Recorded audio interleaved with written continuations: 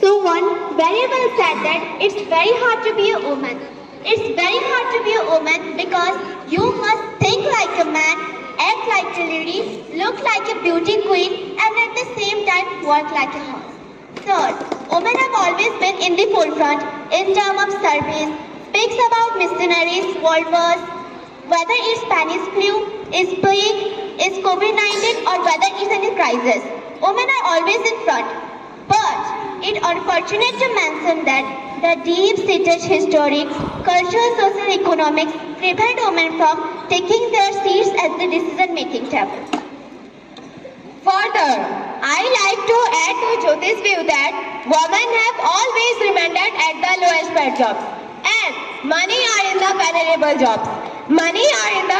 jobs. Many reports have shown that not more than 6% of women have got a role of leadership.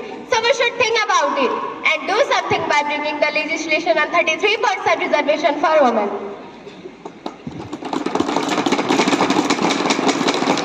ऐसा ही बोलना चाहते हैं तो बोलिए कि जब आपकी सरकार शासन में थी तो क्या सारी महिलाओं को पढ़ने का चांस मिलता था? Answer is no.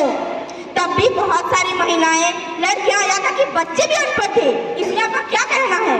और जब बात आती है हमारी सरकार की तो हमारी सरकार कहते आ रही है और कहते भी रहेगी, संसाधनों का सेतु बनाकर देश को विकास दिलाना चाहते हैं, अपने राज्य को और बेहतर करना चाहते हैं, शादी करके दूसरे घर जाने वाली को लक्ष्मी घोषित करना चाहते हैं। हाँ, एक बेटी को देश की शान बनाना चाहते हैं, बेटी और महिलाओं को उनका हक दिलाना चाहते हैं। हम देश को और देश में रहने वाले लोगों की सोच को और बेहतर करना चाहते हैं और इसी को सच करने के लिए since 2008 our government itself has ensuring 30% representation for women among its office bearers at the national level as well as the state units। हमारी गवर्नमेंट ने बहुत सारी स्कीम्स भी लागू की थी, जैसे कि अन्नपूर्णा स्कीम, बेटी बचाओ बेटी पढ़ाओ स्कीम, महिला सम्मान संशोधन and many more.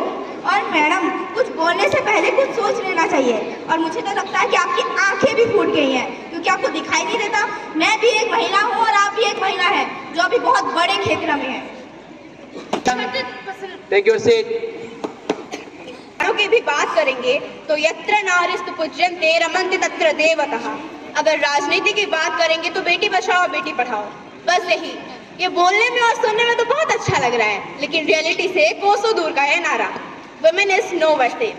She has shown her capacity and efficiency in all fields. She is capable, she is deserving, she is powerful, she is successful. But still, she is a subject to slavery. Why? मैं आपसे ये भी कहना चाहूंगी कि हमें राजनीति के मुद्दों से ऊपर उठकर महिलाओं के ऊपर काम करने की ज्यादा से ज्यादा जरूरत है। और बात रही सोच समझ के बोलने की, तो मैं आपको ये बता देती हूँ कि सोच समझ के बोलने की जरूरत हमें नहीं बल्कि आपको है मिस पूनम प्रधान, क्योंकि आंखें हमारी ही नहीं फूटी हैं, आंखें तो आपकी फूट गई हैं। आपने कहा था कि ये देश 140 करोड़ आबादी का है, हम तो हमारी पूरी कोशिश कर रहे हैं, लेकिन लोगों की सोच नहीं बदली तो इसमें सरकार की कोई गलती नहीं। लोग बदलेंगे तो ही महिलाएं सुरक्षित महसूस करेंगी। और वैसे भी मैडम, सिर्फ पुरानों की बात किसी बुक से उतार कर बोलने से कुछ नहीं होगा, पहले अपनी सोच बदलिए। हमारी सरकार पूरी कोशिश कर रही है वुमेन रिजर्वेशन बढ़ाने के लिए, लेकिन जब आपकी सरकार थी तब आपने कौन से झंडे गाड़े थे? हमारी सरकार के वक्त लोकसभा में 542 सदस्य में से 10% महिलाएं हैं और राज्यसभा में 224 सदस्य में से 11% महिलाएं हैं।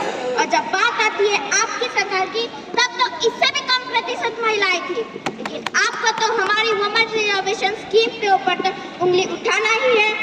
और मैडम जी, हमारी स्कीम्स के ऊपर कुछ बोलने से पहले उनके बारे में अच्छे से जान लीजिएगा और फिर बोलिएगा। जब राजीव जी हमारे प्रधानमंत्री थे तो उन्होंने वुमेन रिजर्वेशन को आरंभ कराया था। राजीव जी ने महिलाओं को लीडरशिप का काफी मौका दिया, उन्हें काफी प्रोत्साहित किया। इसके अलावा आपको जरा याद दिला दें कि 2010 में हमारे ही कांग्रेस सरकार के कारण वुमेन रिजर्वेशन को राज्यसभा में पारित करवाया गया था, लेकिन आप सभी के ही कुटिल सोच के कारण लोकसभा में बिल पास नहीं हो पाया। अब इतने में पेट भरा कि और भी बेइज्जती दिखानी है। कि उन्होंने महिलाओं के प्रगति के लिए क्या स्टेप्स लिए हैं। तब तो महिलाओं को अपमानित करके जॉब से निकाल दिया जाता था।